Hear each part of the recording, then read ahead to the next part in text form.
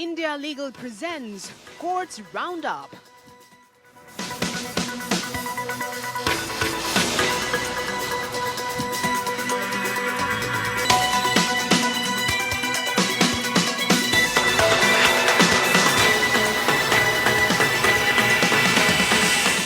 Doctor ortho Ayurvedic oil and capsule, अब दर्द भी घुटने टेकेगा। राम मंदिर चंदा चोरी मामले में सुनवाई करते हुए सीजीआई जस्टिस सूर्यकांत ने कहा कि मामले का राजनीतिकरण नहीं होना चाहिए। सीजीआई ने एसआईटी के पुनर्गठन और वरिष्ठ आईपीएस अधिकारियों से जांच कराने का दिया निर्देश। सेवानिवृत्त हाईकोर्ट जजों के लिए सुप्रीम कोर्ट ने समान सुविधाओं के लिए समिति बनाने का दिया निर्देश। केंद्र सरकार 2 हफ्ते में समिति गठित करेगी। समिति 3 महीने में अपनी सिफारिशें केंद्र को सौंपेगी। सेवानिवृत्त न्यायाधीशों को 5 साल सुरक्षा देने पर जोर। आपराधिक मामलों का सामना कर रहे विधि स्नातकों को अधिवक्ता के रूप में नामांकन देने के विरोध करने पर सुप्रीम कोर्ट ने बार काउंसिल ऑफ इंडिया से किए कड़े सवाल। कहा, लंबित मुकदमा नामांकन रोकने का आधार नहीं। गैराज में चल रहे लॉ कॉलेजों पर अदालत नाराज। अडानी रिश्वत मामले की सीबीआई जांच की सुप्रीम कोर्ट में मांग। जांच की मांग रद्द करने के बॉम्बे हाईकोर्ट के फैसले को सुप्रीम कोर्ट में चुनौती। कई राज्यों में सौर परियोजनाओं के लिए रिश्वत देने का आरोप। सुप्रीम कोर्ट से एफआईआर और सीबीआई जांच की है मांग।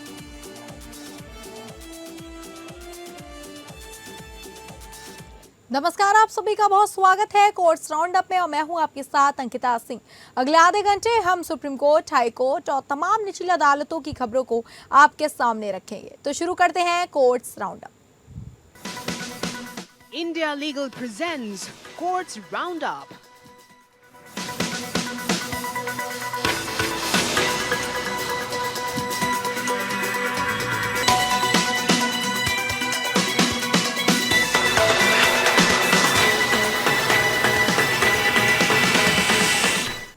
अयोध्या के श्री राम मंदिर में श्रद्धालुओं के चढ़ावे की कथित चोरी की स्वतंत्र जांच की मांग वाली याचिकाओं पर सुप्रीम कोर्ट सुनवाई हुई। सीजीआई सूर्यकांत ने इस मामले की राजनीतिकरण से बचना चाहिए, इस पर मामले को लेकर सतर्क और हम ये चाहते हैं कि इस मामले की जांच का एक तार्किक निर्णय सामने आए। उन्होंने कहा, अदालतें राजनीति की जगह नहीं है, यह एक अपराध का मामला है। हमें बस यह सुनिश्चित करना है कि इसकी ठीक से जांच हो। सीजीआई ने मामले की जांच कर रही एसआईटी के पुनर्गठन करने और इसमें कुछ सीनियर आईपीएस अधिकारी को जांच टीम की अगुवाई करने को कहा, ताकि जांच किसी निर्णायक स्तर पर पहुंचे। कोर्ट ने कहा कि इस मामले की निर्णायक जांच के लिए एक विशेष जांच दल बनाया जाएगा। उसकी अगुवाई सीनियर आईपीएस अधिकारी करेंगे। कोर्ट ने सॉलिसिटर जनरल तुषार मेहता से चंदा चढ़ावा में हुई चोरी और गड़बड़ी की जांच के लिए गठित की गई एसआईटी के पुनर्गठन संबंधित निर्देश लेकर आए। फिलहाल सुप्रीम कोर्ट इस मामले पर 27 जुलाई को अगली सुनवाई करेगा।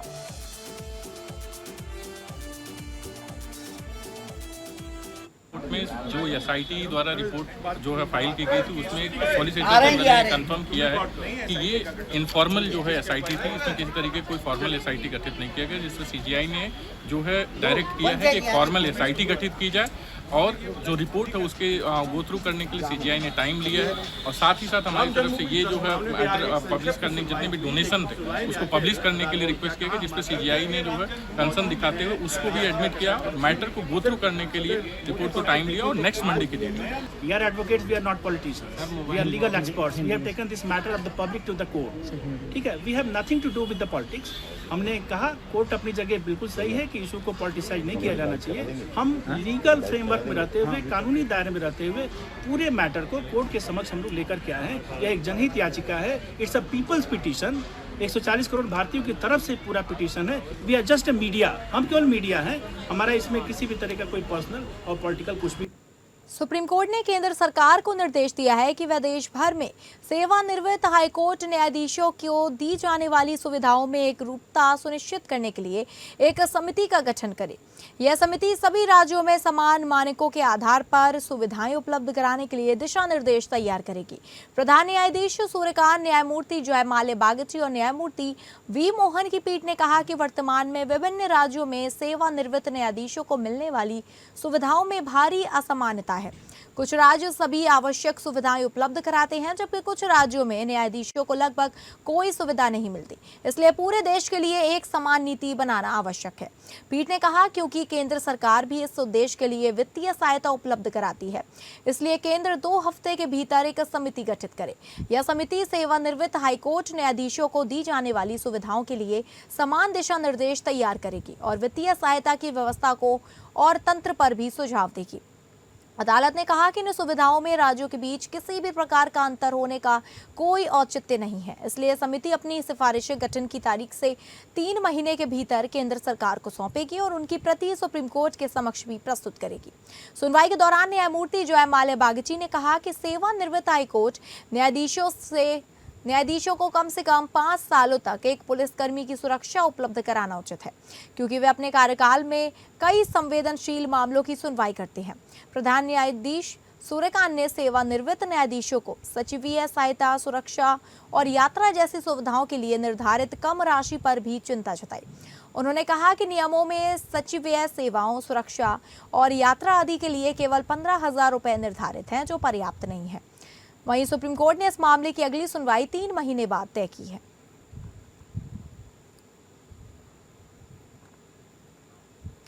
सुप्रीम कोर्ट ने दिल्ली हाई कोर्ट के उस फैसले में हस्तक्षेप करने से इनकार कर दिया जिसमें अबू धाबी, कुवैत, सिंगापुर और कैनबरा स्थित भारतीय मिशनों में कांसुलर, पासपोर्ट और वीजा सेवाओं के आउटसोर्सिंग टेंडरों को रद्द कर दिया गया था। हालांकि अदालत ने यह भी सुनिश्चित किया था कि इन मिशनों में सेवाएं बाधित ना हो और अंतरिम व्यवस्था जारी हो। वहीं सूर्यकांत, न्यायमूर्ति जयमाल्या बागची और न्यायमूर्ति वी मोहन की पीठ ने केंद्र सरकार की अपील खारिज करते हुए कहा कि नई निविदा प्रक्रिया पूरी होने तक संबंधित भारतीय मिशनों का दैनिक कार्य प्रभावित नहीं होना चाहिए। सुप्रीम कोर्ट ने कहा कि इंजीनियर्स इंडिया लिमिटेड और विदेश मंत्रालय आवश्यकता अनुसार अंतरिम व्यवस्था कर सकते हैं। इसके तहत उन L1 बोलीदाताओं को जिनका प्रदर्शन संतोषजनक रहा है या किसी अन्य उपायुक्त एजेंसी को अस्थायी रूप से सेवाएं जारी रखने की जिम्मेदारी दी जा सकती है, ताकि सेवाओं में कोई बाधा न आए। अदालत ने स्पष्ट किया कि यह अंतरिम व्यवस्था पूरी तरह अस्थायी होगी और इससे किसी भी पक्ष को कोई विशेष अधिकार या लाभ प्राप्त नहीं होगा। यह व्यवस्था नई निविदा प्रक्रिया के अंतिम परिणाम के अधीन रहेगी। सुप्रीम कोर्ट ने विदेश मंत्रालय को निर्देश दिया कि नई निविदा प्रक्रिया यथाशीघ्र पूरी की जाए और इससे अधिमानतः 3 महीने के भीतर समाप्त किया जाए। यह मामला दिल्ली हाई कोर्ट के 15 जुलाई के फैसले से संबंधित था, जिसमें 4 भारतीय मिशनों के लिए CPV सेवाओं की तकनीकी मूल्यांकन प्रक्रिया और उसके आधार पर दिए गए टेंडर आवंटन को रद्द कर दिया गया था। हाईकोर्ट ने पाया कि मूल्यांकन प्रक्रिया मनमानी, तर्कहीन और पारदर्शिता के अभाव से ग्रस्त थी, इसलिए उसने केंद्र सरकार को 1 महीने के भीतर नई निविदा जारी करने का निर्देश दिया था। इसके साथ ही नई प्रक्रिया पूरी होने तक मौजूदा सेवा प्रदाताओं को सेवाएं जरूरी जारी रखने की अनुमति दी थी। केंद्र सरकार ने इस फैसले को सुप्रीम कोर्ट में चुनौती दी। केंद्र की ओर से सॉलिसिटर जनरल तुषार मेहता ने दलील दी कि टेंडर रद्द होने से भारतीय दूतावासों का कामकाज प्रभावित हुआ और राजनयिक अधिकारियों को अपना नियमित कार्यों के बजाय इन व्यवस्थाओं में समय देना पड़ रहा है। उन्होंने ये भी कहा कि बोलीदाताओं का मूल्यांकन उनकी योग्यता के आधार पर स्वतंत्र रूप से किया गया था, न कि किसी कठोर तुलनात्मक अंक प्रणाली के अनुसार। हालांकि सुप्रीम कोर्ट ने निविदा की शर्तों में बदलाव को लेकर केंद्र सरकार पर सवाल उठाए। मुख्य न्यायाधीश सूर्यकांत ने कहा कि उचित कारण दर्ज नहीं करने के कारण ही सरकार को हाई कोर्ट का प्रतिकूल आदेश झेलना पड़ा। न्यायमूर्ति जयमाल्या बागची ने कहा, यदि हाई कोर्ट का यह निष्कर्ष सही है कि बोली के मूल्यांकन के मानदंड स्पष्ट नहीं थे और उन्होंने अव्यवहारिक स्थिति पैदा की, तो सुप्रीम कोर्ट के स्थापित कानून के अनुसार निविदा प्रक्रिया शुरू होने के बाद उसकी शर्तों में बदलाव नहीं किया जा सकता। सॉलिसिटर जनरल तुषार मेहता ने कहा कि विदेश मंत्रालय के निर्णय के पीछे उचित कारण मौजूद है और सरकार को हाईकोर्ट के समक्ष वे कारण प्रस्तुत करने की अनुमति दी जानी चाहिए। इस दौरान सुप्रीम कोर्ट ने सुझाव दिया कि नई निविदा जारी और उसके अंतिम रूप तक 4 भारतीय मिशनों में अंतरिम व्यवस्था जारी रखी जा सकती है। सभी पक्षों की दलीलें सुनने के बाद सुप्रीम कोर्ट ने दिल्ली हाई कोर्ट के फैसले को बरकरार रखा और CPV सेवाओं के आउटसोर्सिंग टेंडर रद्द करने के आदेश में हस्तक्षेप करने से इनकार कर दिया। इसके साथ ही अदालत ने निर्देश दिया कि नई निविदा प्रक्रिया पूरी होने तक अंतरिम व्यवस्था जारी रहे और विदेश मंत्रालय 3 महीने भीतर नई निविदा प्रक्रिया पूरी करने का प्रयास करे।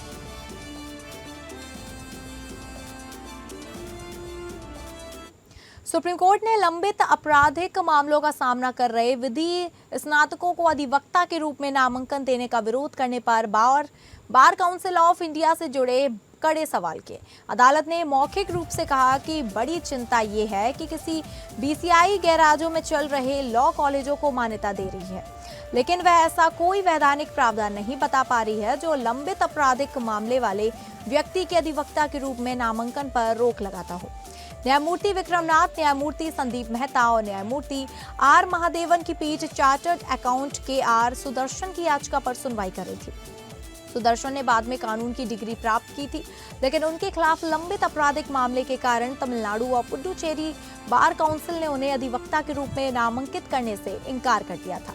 साल 2015 में मद्रास हाईकोर्ट की एकल पीठ ने बार काउंसिल ऑफ इंडिया को निर्देश दिया था कि लंबित आपराधिक मामलों का सामना कर रहे विधि स्नातकों का अधिवक्ता के रूप में नामांकन न किया जाए। बाद में एक पूर्ण पीठ ने भी इस निर्देश को अस्थायी व्यवस्था के रूप में बरकरार रखा था और कहा था कि यह तब तक लागू रहेगा जब तक संसद कानून में संशोधन नहीं कर देगी।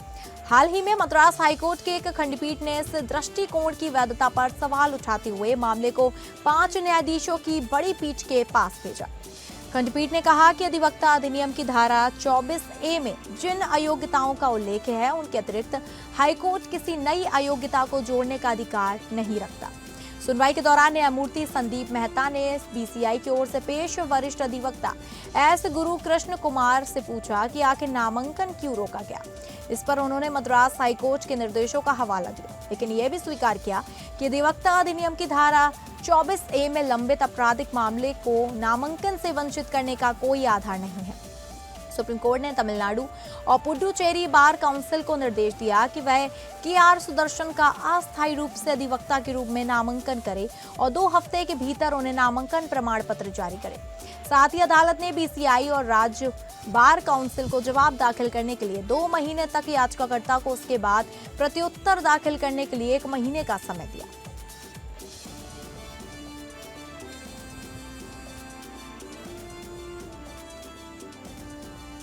सुप्रीम कोर्ट में एक याचिका दायर कर अडानी ग्रीन एनर्जी लिमिटेड और उससे जुड़ी कंपनियों पर विभिन्न राज्यों में सौर ऊर्जा परियोजनाओं के ठेके हासिल करने के लिए कथित रूप से करोड़ों रुपए की रिश्वत देने के आरोपों की सीबीआई से जांच कराने की मांग की गई है।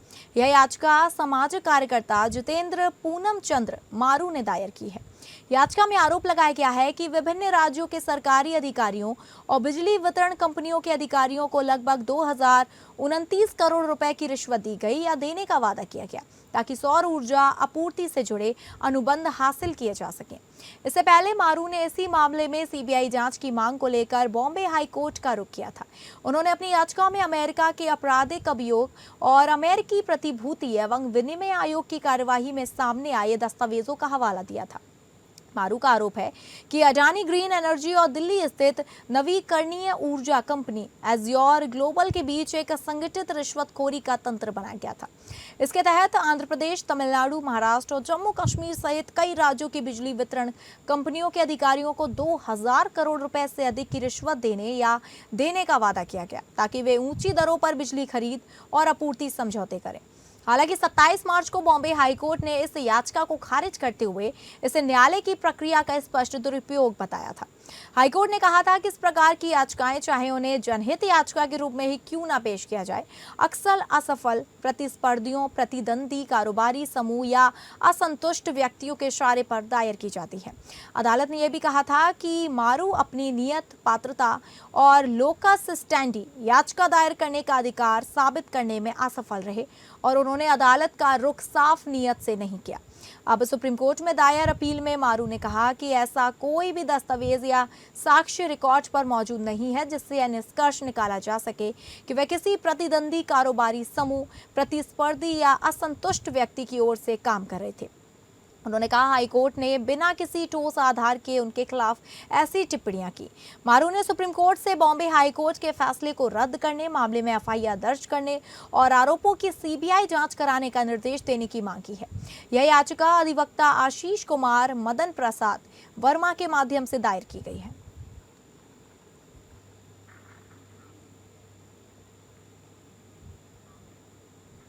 दिल्ली हाईकोर्ट ने दिल्ली दंगों की कथित बड़ी साजिश से जुड़े मामले में दिल्ली हाईकोर्ट के उस आदेश पर अंतरिम रोक लगा दी है जिसमें आरोपी देवांगना कलिता को उन इलेक्ट्रॉनिक दस्तावेजों और डिजिटल रिकॉर्ड का निरीक्षण करने की अनुमति दी गई थी जिन्हें दिल्ली पुलिस ने जांच के दौरान एकत्र किया था, लेकिन अभियोजन पक्ष ने आरोप तय करने के लिए उन पर भरोसा नहीं किया। यह मामला देवांगना कलिता द्वारा दायर याचिका से जुड़ा है। 6 जून 2024 को दिल्ली हाईकोर्ट की न्यायमूर्ति नीना बंसल कृष्णा ने उनकी उस मांग को खारिज कर दिया था जिसमें उन्होंने CAA NRC विरोध प्रदर्शनों के वीडियो और उनके खिलाफ इस्तेमाल की गई व्हाट्सएप चैट की प्रतियां मांगी थी। अदालत ने कहा था कि इन सामग्रियों में संवेदनशील जानकारी शामिल है। हालांकि हाईकोर्ट ने उन्हें पुलिस के कब्जे में मौजूद उन दस्तावेजों का निरीक्षण करने की अनुमति दी थी जिनका अभियोजन पक्ष ने उपयोग नहीं किया। दिल्ली पुलिस ने इस आदेश को सुप्रीम कोर्ट में चुनौती दी। न्यायमूर्ति अरविंद कुमार और न्यायमूर्ति आलोक राधे की पीठ के समक्ष अतिरिक्त सॉलिसिटर जनरल SV राजू ने दलील दी कि सुप्रीम कोर्ट के देवेंद्र नाथ पाधी और सरला गुप्ता मामलों के फैसले में स्पष्ट किया गया कि आरोप तय होने के चरण में आरोपी को उन दस्तावेजों का निरीक्षण करने का अधिकार नहीं है जिन पर अभियोजन पक्ष भरोसा नहीं कर रहा। उन्होंने कहा कि इस स्तर पर ऐसे दस्तावेज मांगना केवल मुकदमे की कार्यवाही में देरी करने का प्रयास है। देवांगना कलिता की ओर से पेश वकील ने कहा कि वे उन वीडियो तक पहुंच सकते हैं जिनसे यह साबित हो सके कि वह शांतिपूर्ण तरीके से प्रदर्शन कर रही थी। उनका कहना था कि यदि वीडियो में यह स्पष्ट हुआ कि उन्होंने कोई हिंसक गतिविधि या पथराव नहीं किया तो उन्हें मुकदमे से गुजरने के बजाय बरी कर दिया जाना चाहिए। उन्होंने अदालत से कहा कि जिन न्यायाधीशों ने यह वीडियो देखे हैं उन्होंने भी प्रदर्शन को शांतिपूर्ण बताया। यदि वीडियो में वह केवल शांतिपूर्ण प्रदर्शन करती दिखाई देती हैं और अभियोजन यह नहीं बता पा रहा कि उन्होंने कब और कहां पथराव किया तो उस पर लगे आरोप टिक नहीं सकते। इस पर न्यायमूर्ति अरविंद कुमार ने कहा कि यह तर्क मुकदमे के दौरान बचाव पक्ष उठा सकता है, लेकिन आरोप तय होने से पहले इस आधार पर राहत नहीं दी जा सकती। दोनों पक्षों की दलीलें सुनने के बाद सुप्रीम कोर्ट ने कहा कि वर्तमान कानून के अनुसार आरोपी इस स्तर पर ऐसे दस्तावेजों का निरीक्षण करने का हकदार नहीं है। अदालत ने सरला गुप्ता मामले के फैसले का हवाला देते हुए दिल्ली हाईकोर्ट के आदेश पर अंतरिम रोक लगा दी। साथ ही पीठ ने टिप्पणी की कि यदि इस प्रकार की मांगों को स्वीकार किया गया तो मुकदमे की कार्यवाही अनावश्यक रूप से लंबी हो जाएगी। गौरतलब है कि जून 2021 में दिल्ली हाईकोर्ट ने देवांगना कलिता, आसिफ इकबाल तन्हा और नताशा नरवाल को इस मामले में जमानत दी थी। मई 2023 में सुप्रीम कोर्ट ने दिल्ली पुलिस की चुनौती खारिज करते हुए उस जमानत आदेश को बरकरार रखा था। इसके बाद अगस्त 2023 में ट्रायल कोर्ट ने UAPA मामले में देवांगना कलिता को उत्तर पूर्वी दिल्ली का पूरा CCTV फुटेज और दिल्ली पुलिस अधिकारियों के व्हाट्सएप ग्रुप की चैट उपलब्ध कराने से भी इनकार कर दिया था। और इस मामले पर ज्यादा जानकारी देंगे इंडिया लीगल रिसर्च और दीपाली जैन। दीपाली, क्या जानकारी है आपके पास? नमस्कार। Delhi rights larger conspiracy case में आज सुप्रीम कोर्ट ने एक इम्पॉर्टेंट ऑर्डर दिया है। कोर्ट ने दिल्ली हाई कोर्ट के उस ऑर्डर पे स्टे लगा दिया है जिसमें अक्यूज देवांगना कलिता को दिल्ली पुलिस के पास मौजूद ऐसे इलेक्ट्रॉनिक एविडेंस देखने की परमिशन दी गई थी जिसे प्रोसिक्यूशन कोर्ट में यूज नहीं करा गया है। दिल्ली पुलिस ने सुप्रीम कोर्ट में कहा कि कानून के मुताबिक चार्ज फ्रेम होने से पहले अक्यूज को ऐसे अनरिलायड डॉक्यूमेंट्स या एविडेंस देखने का हक नहीं है। पुलिस का ये भी कहना था कि इससे ट्रायल में देरी होगी। दूसरी तरफ देवांगना कलिता ने कहा कि कुछ वीडियोस उन्हें शांतिपूर्ण तरीके से प्रोटेस्ट करते हुए दिखाते हैं और अगर ऐसा है तो उन्हें ट्रायल से पहले ही डिस्चार्ज कर देना चाहिए। लेकिन सुप्रीम कोर्ट ने ये कहा कि ये बातें ट्रायल के दौरान देखी जा सकती हैं, इस स्टेज पर नहीं। इसी वजह से कोर्ट ने फिलहाल दिल्ली हाई कोर्ट के ऑर्डर पर स्टे लगा दिया है। अब इस मामले की आगे की सुनवाई सुप्रीम कोर्ट में होगी। धन्यवाद। ठीक है दीपाली, आपका धन्यवाद जानकारी देने के लिए। आइए अब इंडिया लीगल वेब रिपोर्टर से समझें कि कंपनी के CSR से जुड़े क्या कानूनी प्रावधान हैं।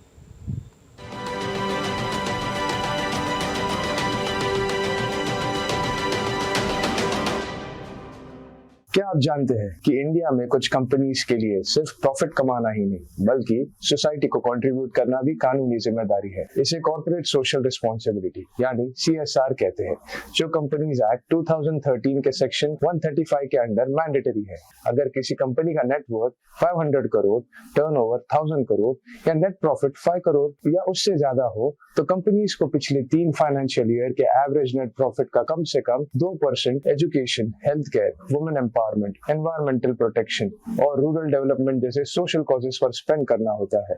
अब बात करें 2026 की इम्पोर्टेंट अमेंडमेंट की, जिसमें मिनिस्ट्री ऑफ कॉर्पोरेट अफेयर्स ने company CSR policy amendment rules 2026 notify किए हैं। अब कंपनीज अपने CSR फंड्स का 10% तक सोशल स्टॉक एक्सचेंज पर listed eligible for non profit organisations के zero coupon zero principal ZCZP instruments के थ्रू भी डिप्लॉय कर सकती है।